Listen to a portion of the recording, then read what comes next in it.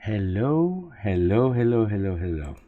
My name is Jimmy Gonzalez, and as she said, let me just lower this really quick. This is the Reset Yourself 22 podcast, episode 170. In this weekly podcast, I focus on sparking our inner confidence and igniting our belief in ourselves. I am always very thrilled and excited to share my thoughts and research with you as we go along on this journey together. We can nurture a mindset that empowers us to reach our fullest potential. I write and record every episode to challenge my thinking, our thinking, your thinking, and to encourage us to reflect and inspire actionable, realistic steps towards our personal growth. Whether you're facing a career transition, seeking to overcome challenges, or simply striving for greater fulfillment in our lives, this podcast is your go-to resource for motivation and practical insights. Tell me what you want, and I will show you how to get it. The question is, are you willing to do the work to get to it? Hello, everyone. I hope you're all safe and well. Here I am speaking from my makeshift studio, live from Kentucky, on this incredibly beautiful day. And I can't help but look out the window and count my many, many, many blessings. There are always way too many to mention. This past few weeks has been tough for a lot of people. In the southern part of everybody, it's a lot in the west, but in the southern part of the country, we've had quite a few bouts of flooding and tornadoes. Never when I moved down here did I even contemplate it, but I can say that we are blessed to choose to live in this part of Kentucky, south central, which is not in a flood zone. And luckily, none of my neighbors who have all lived around here, I have Amish, ex-Amish, and farmers. They've been here for generations, and most of them are like, I've never seen a tornado in our little area. Thank God. But flooding is a big thing, surprisingly. That was the big thing here, not the tornadoes, it was the flooding. And we didn't really see it. As I said, we don't have it here. And actually, it's funny. A lot of people may not know what this is, but we have sinkholes, which are weird. It's like holes to caves. We are the proud owner of two of them, which fascinate me. Like, they fascinate me.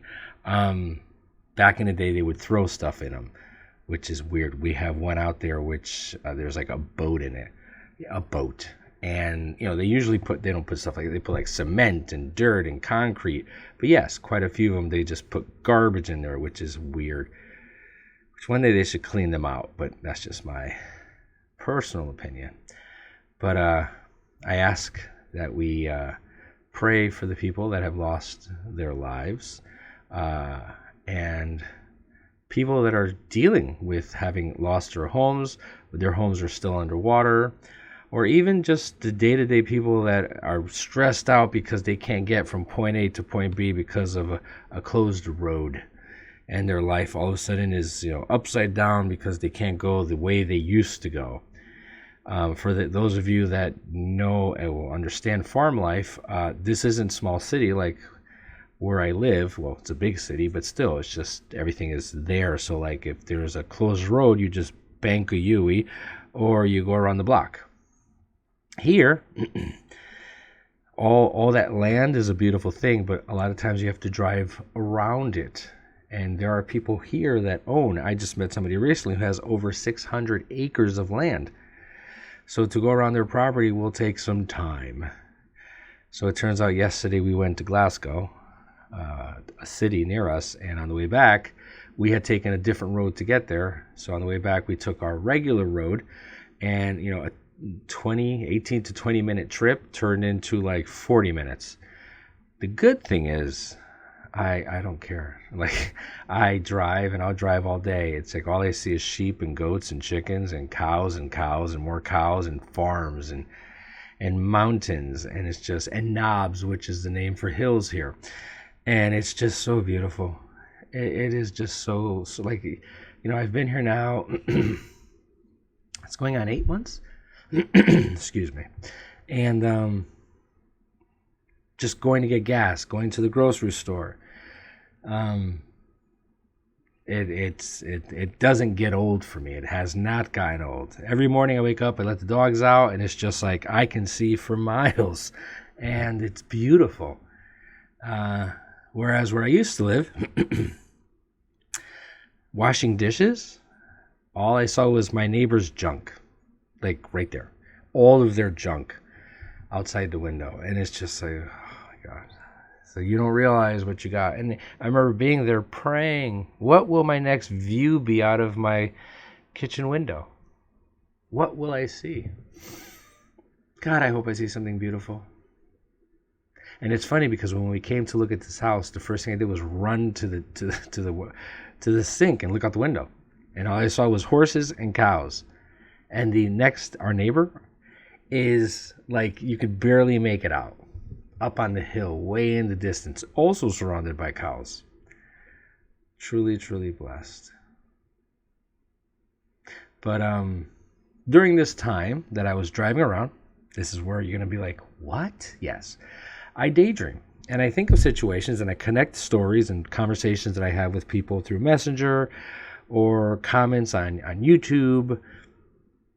And who remembers the movie, The Boy in the Plastic Bubble?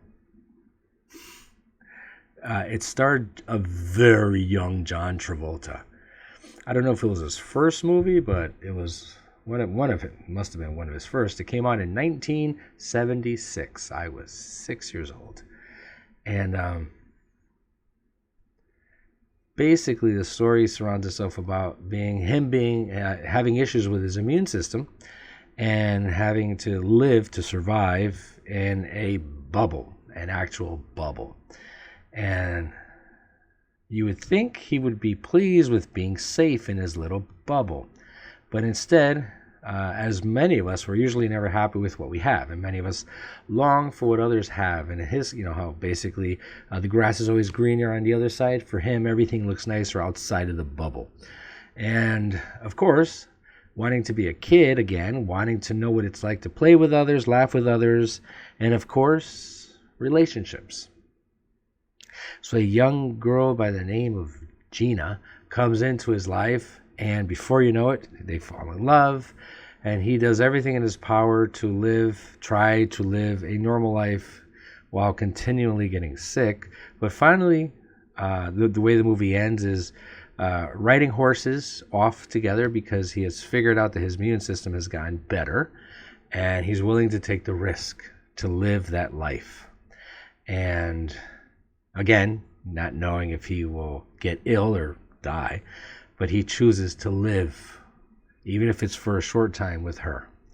And basically this whole episode has come, like, you're like, what? Yes, this whole episode has come around the concept of asking you,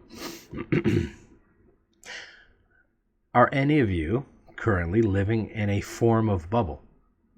A bubble which protects you from, keeps you in with your spirituality, your physical body, limiting yourself. Not, I can't walk, I can't do this, things hurt, realizing that's a crock of shit.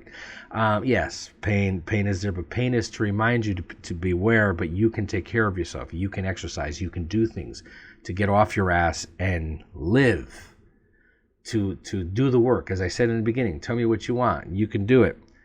Because always know that there are people, and this isn't a comparison game, but you know what? We're adults here. Yes, I'm going to compare. There are people going through what you're going through, and they decide, I don't care anymore. I want to live. I want to love. unconditionally. I want to laugh nonstop till milk shoots out my nose. Remember that? I do. And they're so loving, they're so grateful for the life they've been given that nothing will hold them back. No one will hold them back. No self-created limiting beliefs or limiting beliefs that were planted by others will be allowed to stay there as if that's the way it is for good. Because that's the thing, it's not. That's why I laugh when I ask people, oh, do this, try that, go, no. It's like, why? Because I don't want to. Limiting belief.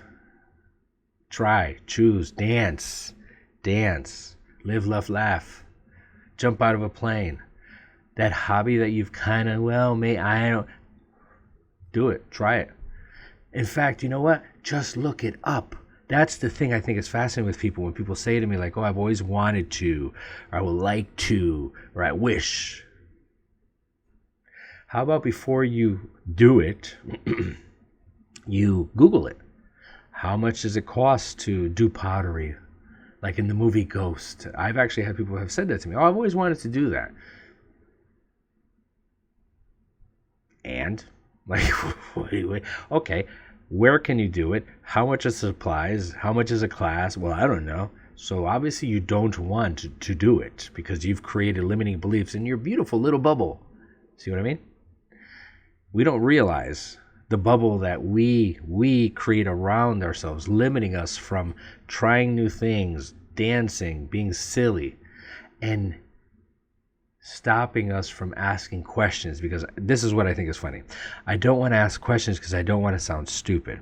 Stupid is a tough word. Let's just use the word. I don't want to sound ignorant.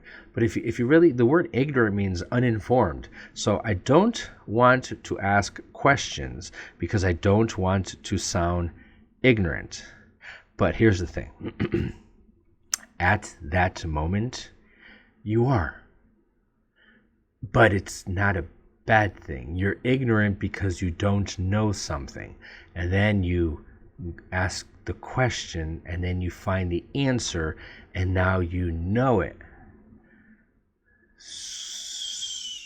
Does that make sense to any of you people? I don't know. The school thing was always a big thing for me, like asking questions and people are like, what you don't know? And I'm like, no, I'm in school, dumbass. Like, I'm here to learn. No, I don't know. And I was the type of kid that if the teacher explained it a certain way and I didn't understand it, I would find another teacher. I would go to the principal. I don't care. Like, I'm here to learn. I need to know why it's X, Y, and Z. And honestly, do any of you recall having certain teachers that were badass? I can think of about 3 or 4 that you wanted to go sit in their class. You wanted to hear their story. To me, everybody learns differently. To me, it was stories. When teachers shared stories, I learned everything. Obviously, that's why my best class was always history, because history is stories. I did have, surprisingly, a science teacher, Vincent Mangione, who taught science, and he taught it in a way. He was a bodybuilder. He was actually a world-class bodybuilder. He knew all, like Arnold Schwarzenegger. He knew all those people. And I remember my brothers went to him years prior, had him in the class, and they told me, like, he's very entertaining. And so when I had him, yes, he is. He was very entertaining, and he brought science to life. And he had stories, and it wasn't just like read the book, answer the questions, on to the next. To me, school was never about getting good grades. I know that's what people teach you. I don't care. To me, it's about while I'm there, I want to learn. Even if I walk out with a D, I learned something. So he was great. But then, so I had teachers that were badass, and then sadly, most of my teachers were just bad. And many of them weren't there to teach. They just were miserable and angry and hated the kids and whatever, which sucks.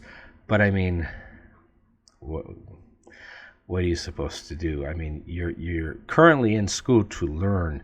Many of us, our parents paid for us to go to school to learn. And then many of us luckily graduate, and then you don't know anything when you're done. Or like I said, DJing at dances and watching people. Like I remember I started DJing at 13. So I remember doing like little house parties and halls, and like, you set up before, you get everything ready, get your lights ready, your speakers are ready, you're ready for a night of fun. And people immediately corral in just like cattle, and they go in and they hug the walls, and they hug the walls, and they go and they fill the walls, and then they stand there all night. They just stand there. And I'm up there looking down going, what the fuck? Like, there's music playing. And then, to many of these people, it's like, yeah, but, I don't know how to dance, which doesn't make sense because there's no actual way to dance. Dancing is it's tribal, it's joyous, it's hypnotic. I don't care if you just go side to side. Who cares? It's about enjoying the rhythm and letting go for that evening, releasing stress and worry and anxiety and all that bullshit and leaving that at the door. But instead, you're going to come in and point fingers at people because they're dancing stupid and silly. And I always thought that was hilarious because it's a dance. You go to a dance to dance. You go to you go to school to learn. But the funny thing is, a lot of people are like, yeah, but what are you supposed to? Right. But my thing is, now having sat with a lot of clients with therapy, finding out how not raising your hand in school or not asking that girl or boy to dance has now become a limiting belief in life on how you act around other people, other adults, how you're afraid to show expression, how you're afraid to tell people how you really feel.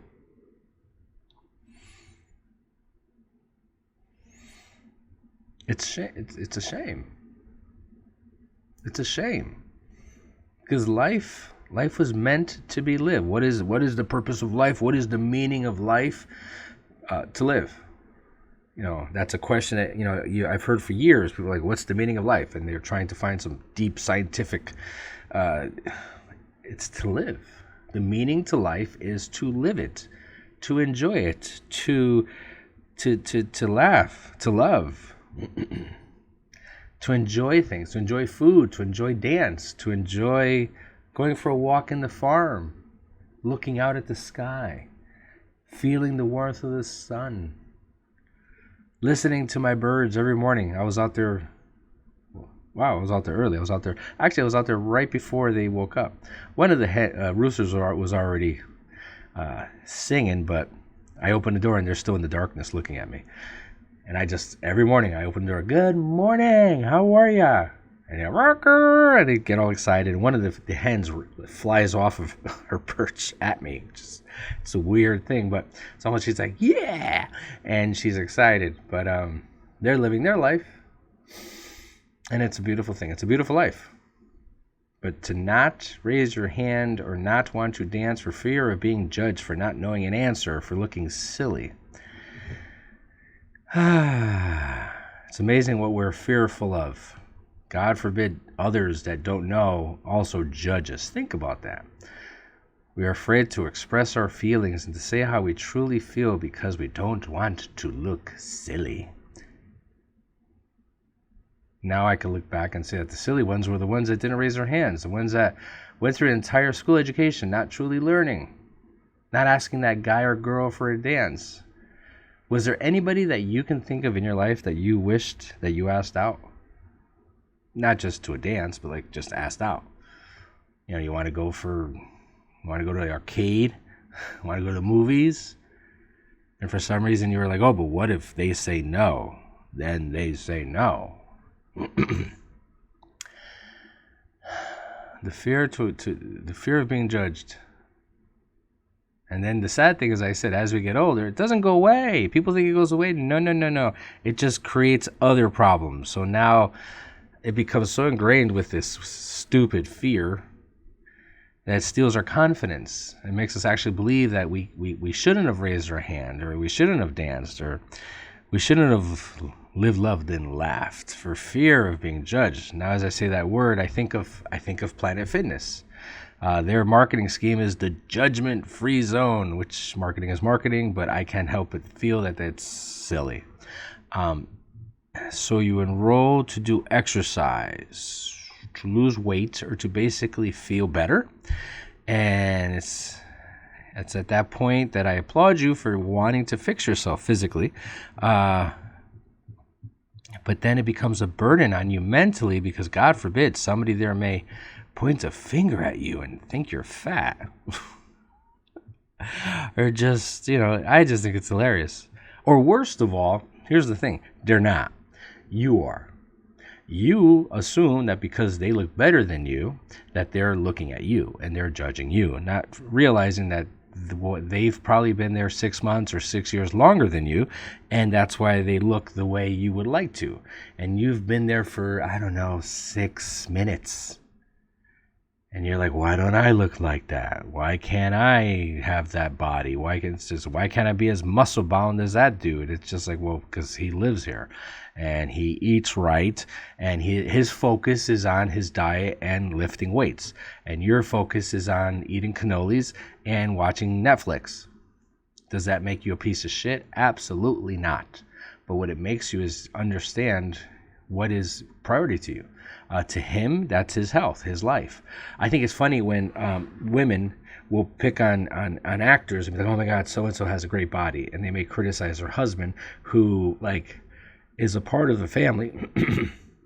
So he has to work his 40-hour week, and he comes home and he has to cut the grass, and he has to do stuff around the house, and he has to help you take care of the kids, and he has to fix this and fix this and fix that. So obviously he doesn't have the time or the professional trainer to go to the gym 5 days a week, because these people that you see have these perfect bodies, even women, it's because the minute they're told they have a movie coming up, they're paid to work out. They're paid to diet. They're paid to live this lifestyle for a few weeks. You, on the other hand, you still have to go to work, so pick up your kids. Sometimes you're too tired, so you're going to end up going and eating shitty food. But what are you supposed to do? If I paid you to sit at home and work out all day, I think within a few weeks you'd feel better. You'd have a nicer body. But it's your core beliefs, your core values, what's important to you. That's what you have to balance. I'm not saying not to go to the gym. I'm not saying not to go for walks after dinner. Do it. But not to the point that you're going to do it every single day, because you don't have the time. But it's a shame that these, this gym is marketing on the fact that, you won't be judged here. And it's just we judge ourselves. We are our worst critics. I see people going to the gym that you could tell they're not in the best of shape, and they're constantly watching the people that are in shape, and you could hear their thoughts, why don't I look like this? Why don't I? It's just stop feeling that you're being judged. Most of the times you're not. Stop looking at the people that you want to look like. You are the one who's jealous. You are the one who's envious. Why do they look like that? Well, because they came here 6 weeks ago. You're still here.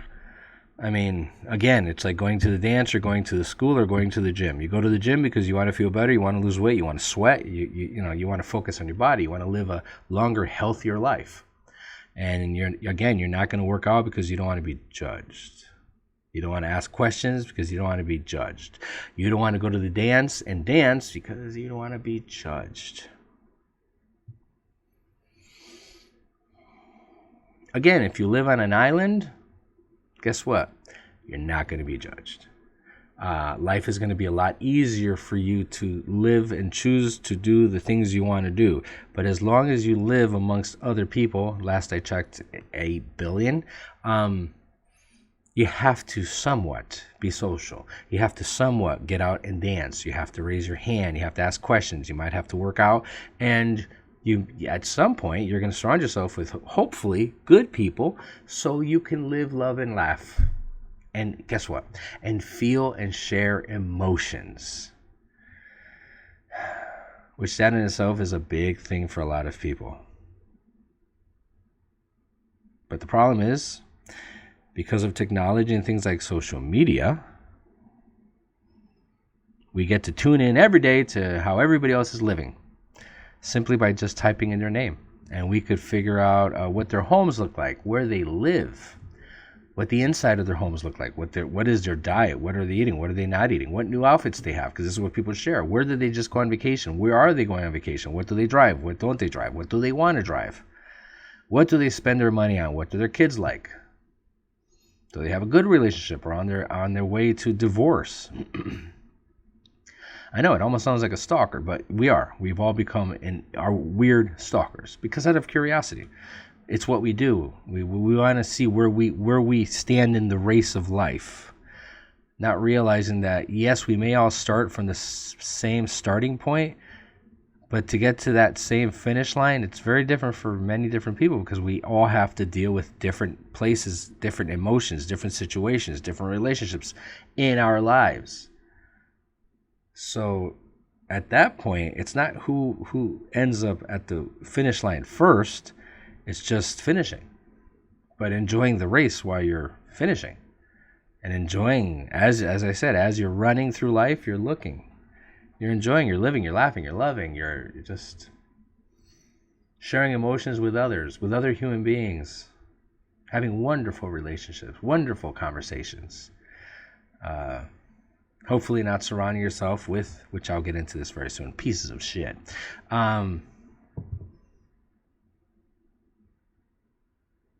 But I mean, you learn throughout your life as you get older what your parameters are, of who you are, what your core values are, who you need to surround yourself with. Positive people, people that are driven, people that are motivated so they can motivate you, they can inspire you.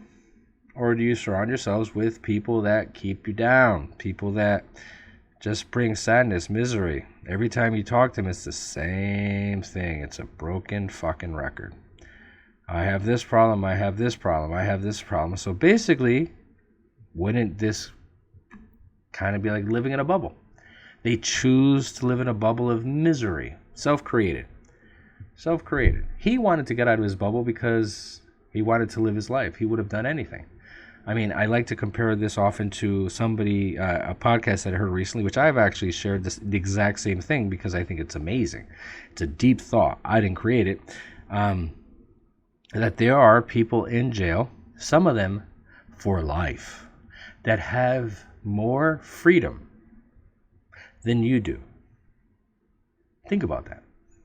They have come to grips with the fact that they're in there for life, and that these four walls are going to be it, and that what they're eating every day is going to be it, and their schedule of going outside and coming in and doing stuff that's it. This is it.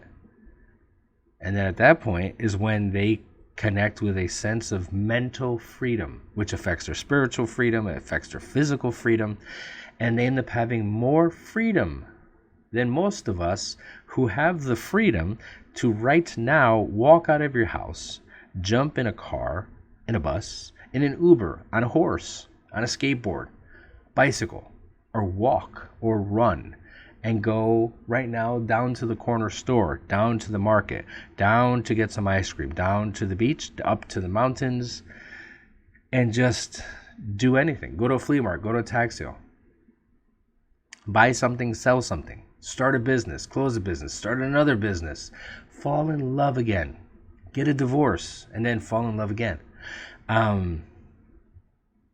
That's life. That's amazing. I mean, I for the past 5 years, let's just say 5 years, I see myself as chapters in life.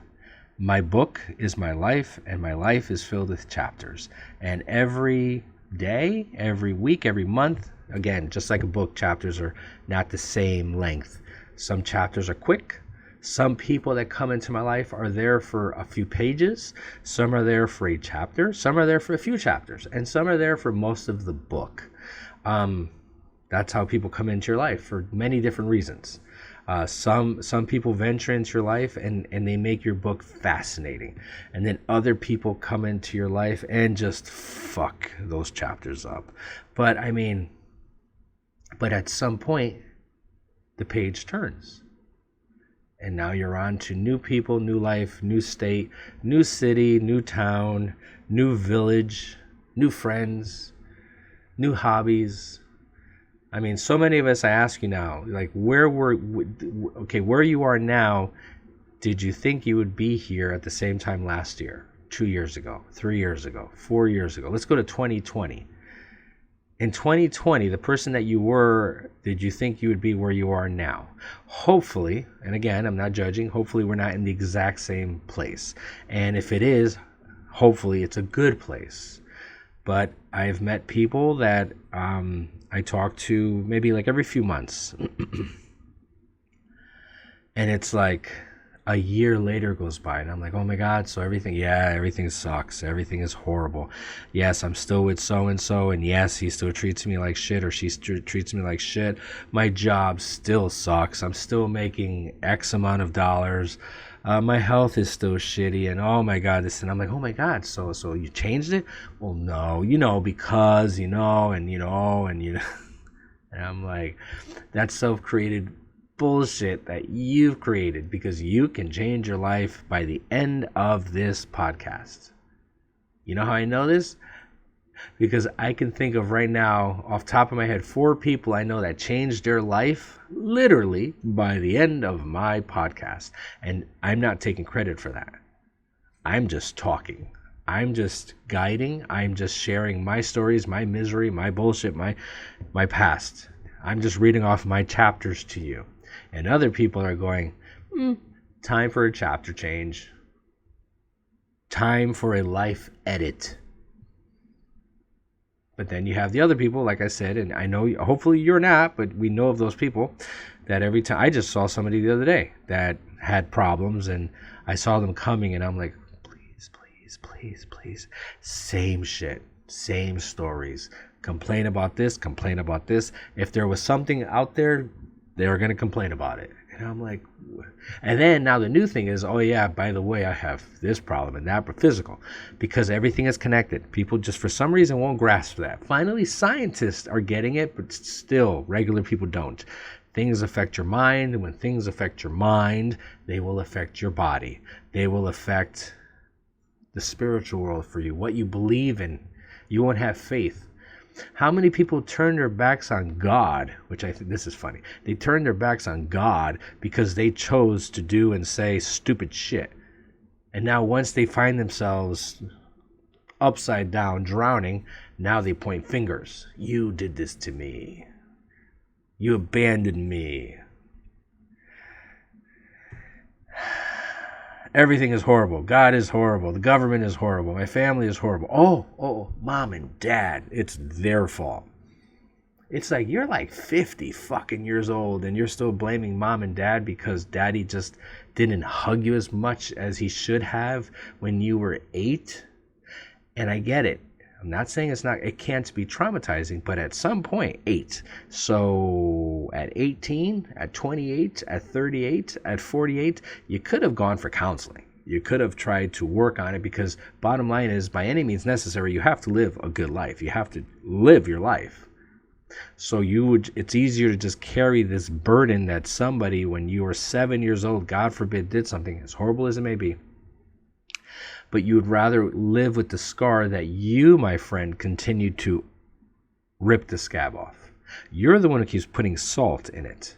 You're the one who keeps complaining about it. You have no reason to. You choose to, which is fine, as long as you understand that you choose to live inside of a bubble, in fear or unsure of, or uncertain, which to me is a shame. Especially, like I said, when I go out for that drive that I did yesterday and I see this vast, never-ending land, and I realize that it's going to take me another 30 minutes to get home, and I'm like, all right, cool. And I just take in the mountains. I take in the hills. Here they call them knobs. I take in the knobs. I see the chickens, the sheep, the goats, the farmers working their land, the people tending to their crops, tending to their homes, cutting grass, fixing stuff, living free as they choose to be. And this really shows when I go to a supermarket, because the amount of people that will happily start a conversation with me about life, about food, about basic stuff, and what's going on in the world. Surprisingly, you know what's funny? As I said, it's 8 months that I've been here.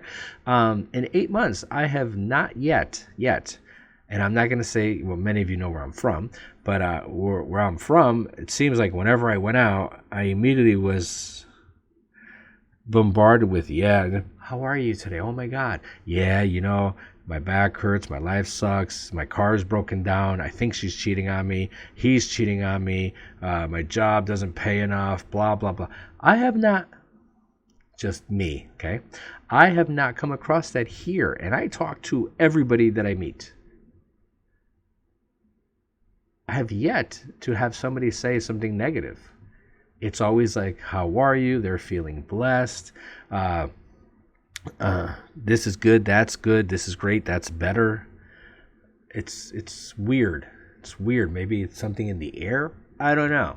But it's just, here there's no hunger for the rat race. Here the race is run very slowly. And it's more enjoyable. It's more realistic. People truly do take the time to enjoy the moment. People always say, oh, it's so much slower there. Yeah, because you could really look. When you're running head first, everything passes you by and you don't see things as much. When it's slower, you're strolling and you're really looking. And you think before you talk. You take things in. And when you have emotions, they're there. You're not hiding your emotions. You're not like, I can't cry because that shows weakness. You're like, I'm crying because I'm sad. I'm hurt. I'm laughing because things are funny. It's a great feeling. There's no this feeling of lack. Nobody here talks about lack of money. Where I was from, everything was like, oh, the taxes are this and the groceries, and it's just non-stop. Here, and I assume other places in the world, obviously, there's no heartbreak. It's just people just enjoy things for what it is without even thinking about it.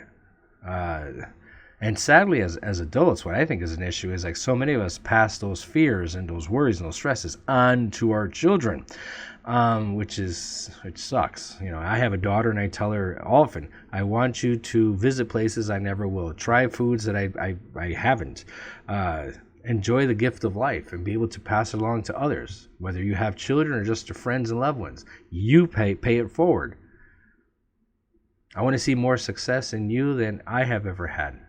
And choose to not live in a self-created bubble. The bubble of so-called protection. Now, as in the movie, it's this John Travolta's character being sick and having issues with his immunity. That's logical. But I'm talking about you. Being able to jump in your car and go for a walk. And go, like I said, go anywhere, travel anywhere, especially, living in this country where many of us sadly don't see the freedom that we have, and we feel that, this freedom is owed to us, which I think is funny.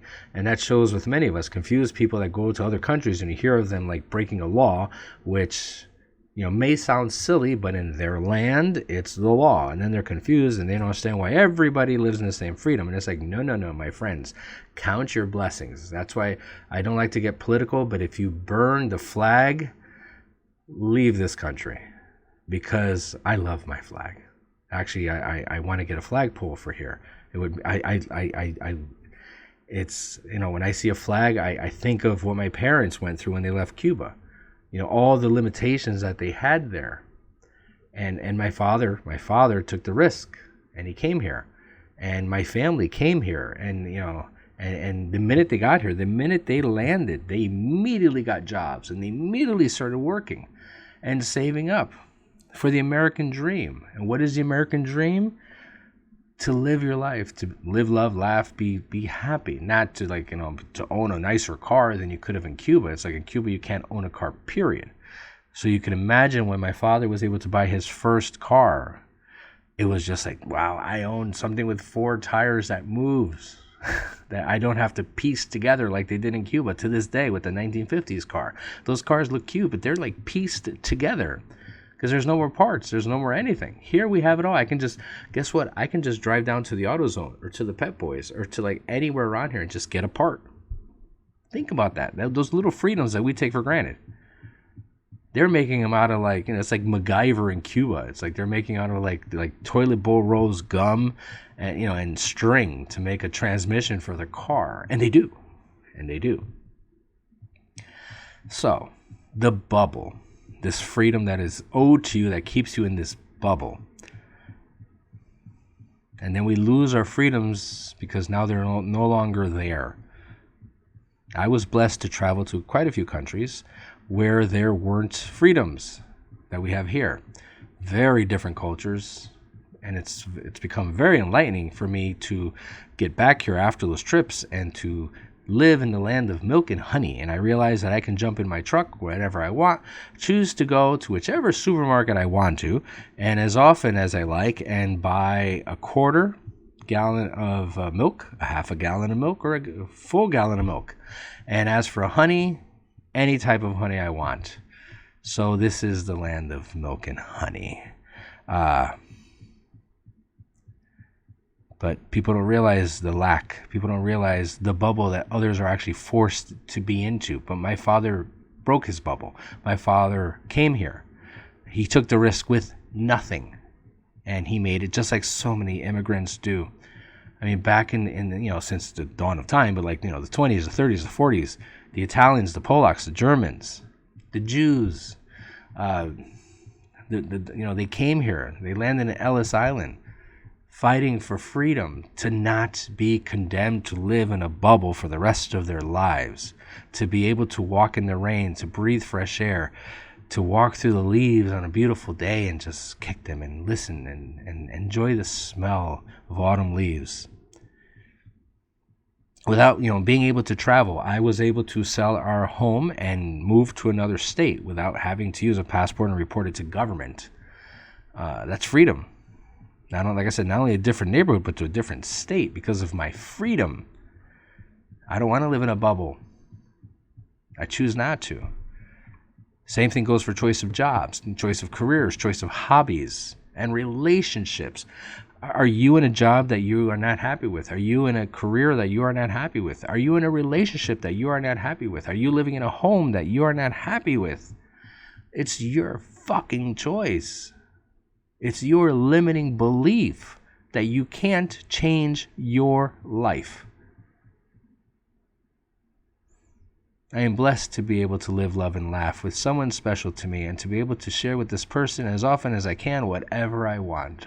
I could tell her every day how lucky I am to be with her, to have her in my life, to live in this home, to live in this state, and to be surrounded by an amazing group of people, positive people that I choose to surround myself with. Positive people. I choose to no longer surround myself with the negative, the hurtful, the spiteful, the jealous people. I pick and choose. My circle of friends is very small. I believe in quality, not quantity. I have quite a few thousands of friends on Facebook. Those are Facebook friends. Those aren't actual friends.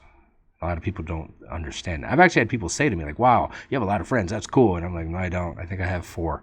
But on Facebook. And those people are the Joneses to me. I don't know them. They live over there. Most of them you will never meet. You choose who you surround yourself with, not with people that will bring me down or hurt me or lie to me or just be negative. That's the so-called friends. Are they good friends? Are your friends good friends? Think about right now, your friends, your circle of friends. Who are they? Say their names out loud. Who are they? Count them on your finger. Who are they? Are these people that will be there for you in the middle of the night to help you without question? Or do they come over to bitch and bicker and complain? And then, of course, this is my favorite.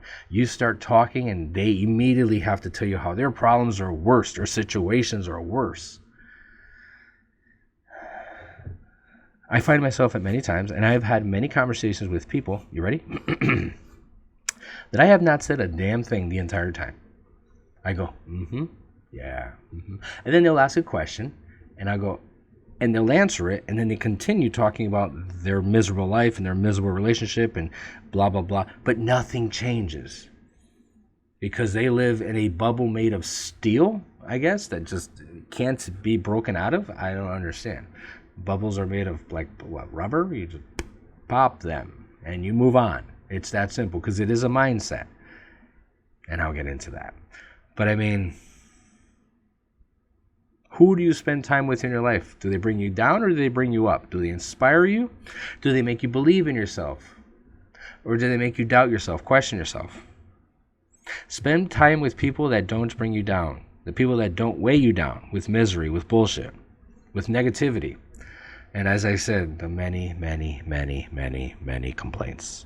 Because for those of you that follow my show, know my beliefs about energy. And that you must do everything in your power to vibrate high constantly. It's not easy. It's a habit.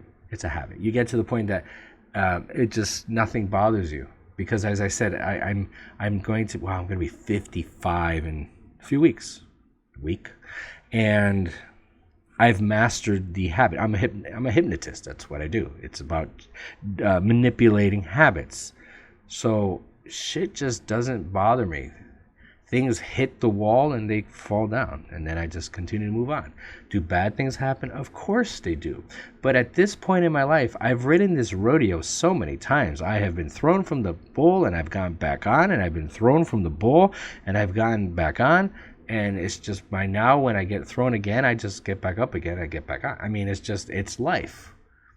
Or I could just choose to not live life and to create a bubble and to sit inside and watch the world outside. You have to vibrate high. You have to believe in yourself, because where you vibrate, that's what you attract. You attract positive things. When you surround yourself with negative people, you become a part of that. And that's the funny thing, because a lot of people are like, oh, I could do that and just ignore them. And no, it affects you subconsciously. If not consciously, it does affect you. It does affect you. It starts to affect the way you see life, the way you eat, the way you move, the way you feel overall, because you keep surrounding yourself with people that just bring you down. Instead of people that make you believe in yourself, want to live, want to try new chapters, new things, new hobbies. I knew of a young lady that she would only date pieces of shit. And I mean that in a nice way. Pieces, I mean, the time that I knew her, she dated 4 of them. Pieces of shit. And finally, one day I was like, trying to do my inspirational thing. I'm like, why do you keep surrounding yourself with people that are just shit? And her attitude was, it's easier for her to date down, because she felt that she wasn't worthy of dating up.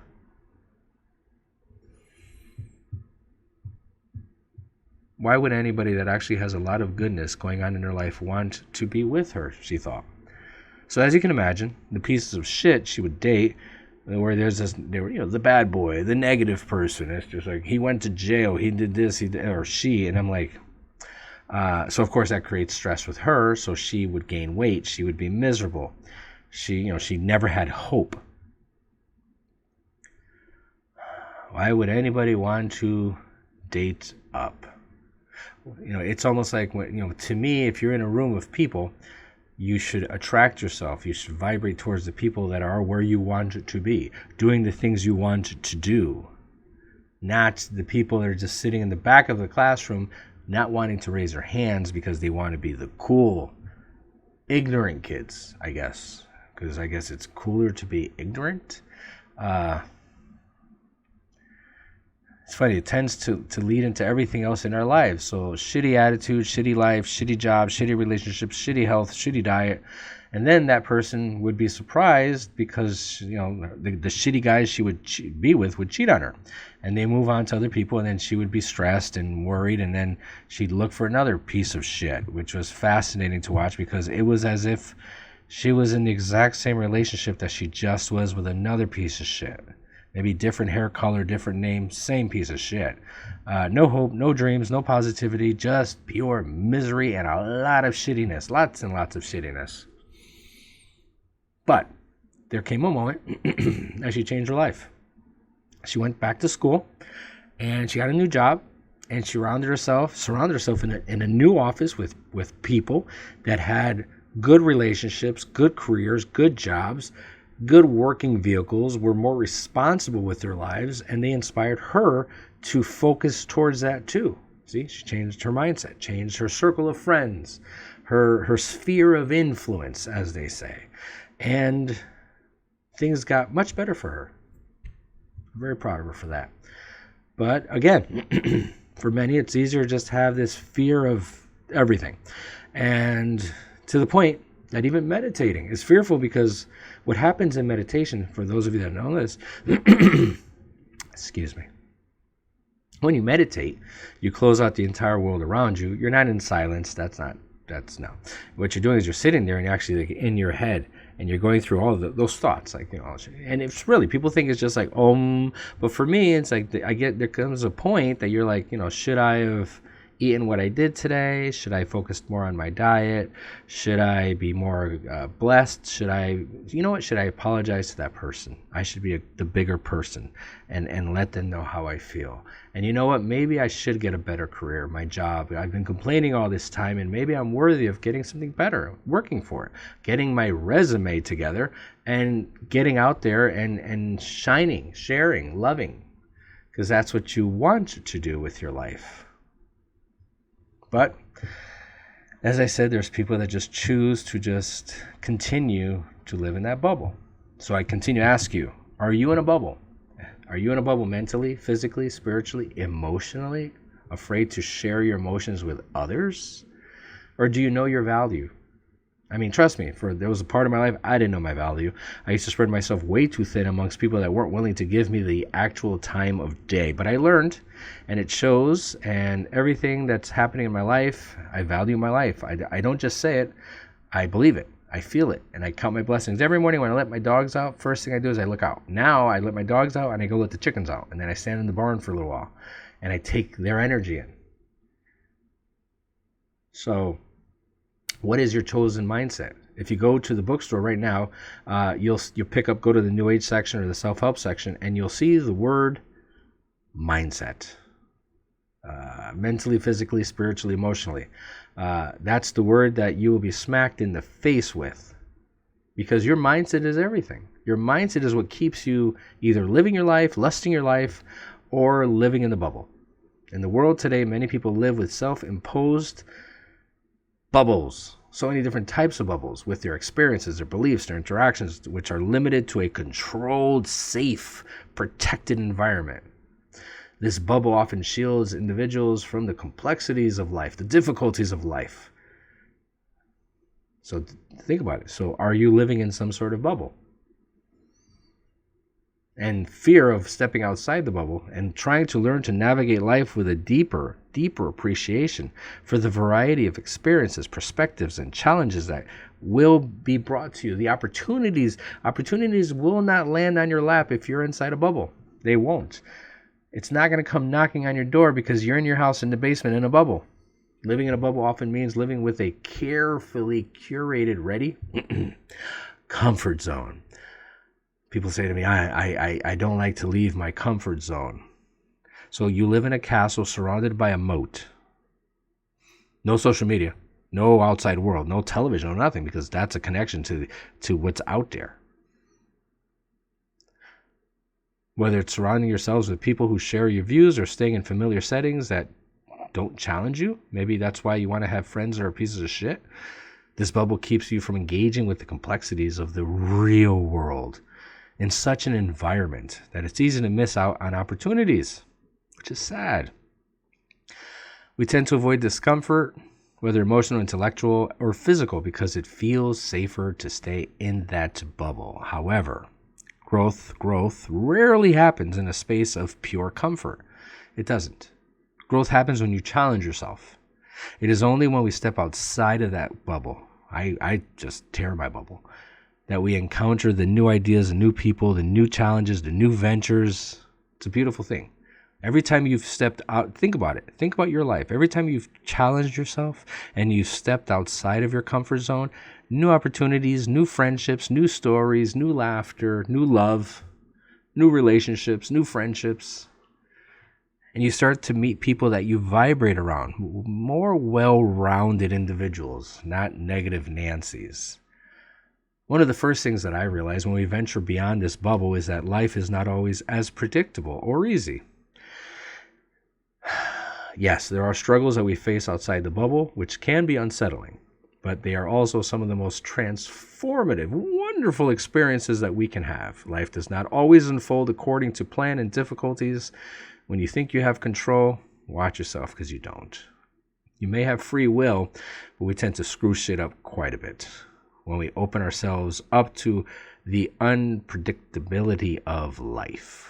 We begin to appreciate the resilience that we develop as we adapt to new situations. We learn that life is not simply about avoiding discomfort, but about embracing it and overcoming it and emerging stronger on the other side. I personally, I'm a late bloomer when it came to riding bicycles. Most kids were riding bicycles half of my age.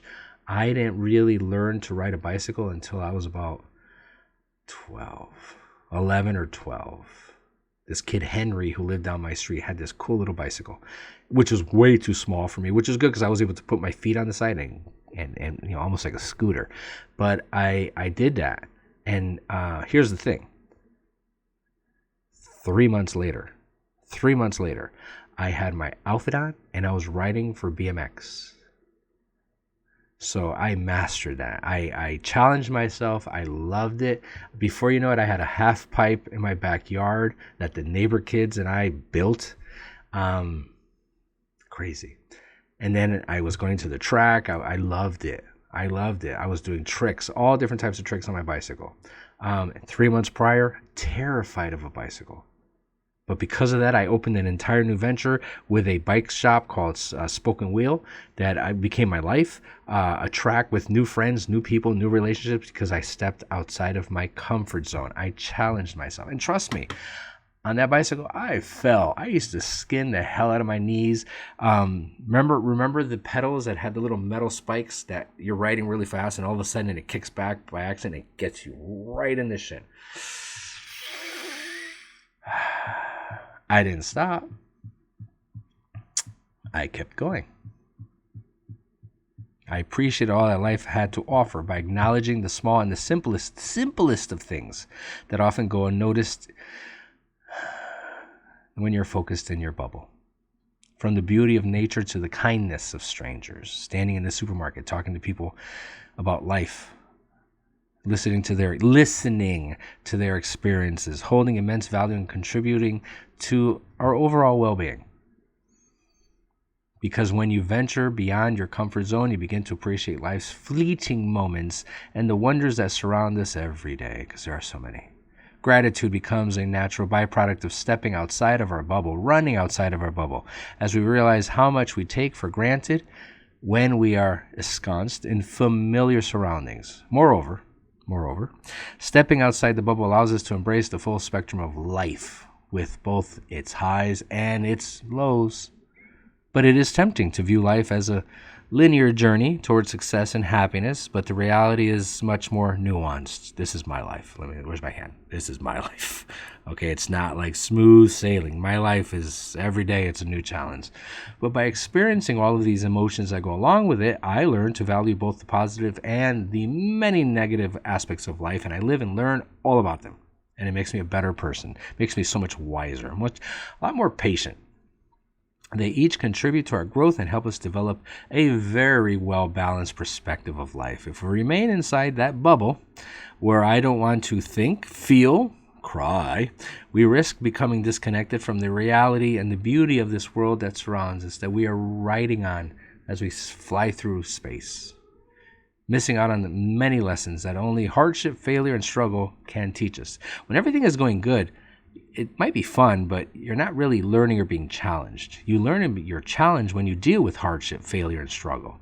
In essence, living outside the bubble is about embracing life and its many many complexities. It means recognizing that growth comes from discomfort, that learning comes from encountering the diverse, crazy, psychotic perspectives, and that appreciation comes from recognizing the beauty in the very ordinary, truly smelling the flowers.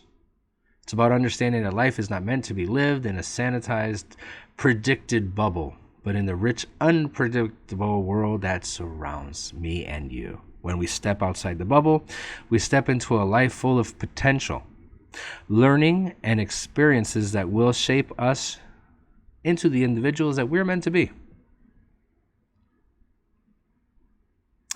And this was the Reset Yourself 22 podcast. All about being in that bubble. And I truly hope this, something I say made you think. And if you're currently finding yourself living in some sort of bubble, physically, spiritually, mentally, or emotionally, that you choose today to be the day to take a deep breath in, release it, and to finally burst that bubble. Thank you for listening. My name is Jimmy Gonzalez. Truly honored by each and every one of you and the time you take to listen, because I know you guys are busy. I know you guys have things to do. I know so many of you listen to me. The popular thing is while walking your dog, but others at the gym, others while working around the house, doing the dishes. And that you don't realize, that moves me, that inspires me, and that keeps me outside of the bubble. Thank you for, and many of you, thank you for liking, please. Exactly. Come up. Like, subscribe, and share this podcast with others. Many, many blessings to all of you. Be well. You mean the world to me. And I mean that. Exactly. He's agreeing with me.